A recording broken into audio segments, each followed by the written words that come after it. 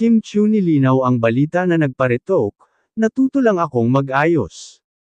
Sa gitna ng mga lumalabas na espekulasyon online tungkol sa umano'y pagpaparetoke ni Kim Chu, nagsalita na ang aktres upang linawin ang lahat.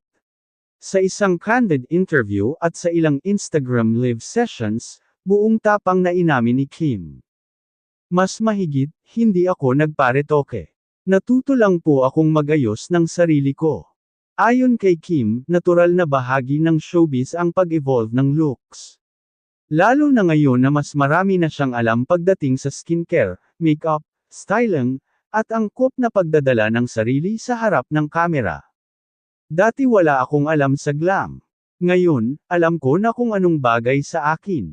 Dagdag pa ni Kim, hindi dapat husgahan agad ang isang tao base lamang sa itsura.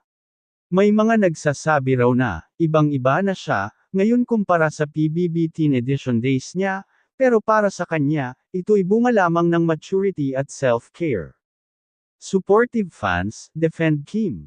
Maraming fans ang sumuporta sa pahayag ni Kim, at hindi rin sila pabor sa retoke shaming na ginagawa ng iba. Mas mahigit, she glowed up, and that's not a crime. Natural man o hindi, Kim is still one of the prettiest and kindest in showbiz. Real talk from Kim. Mas mahigit, kung meron man akong pinabago, siguro confidence ko lang. At proud ako doon. Matapang, tapat, at klase ang naging sagot ni Kim sa mga bashers.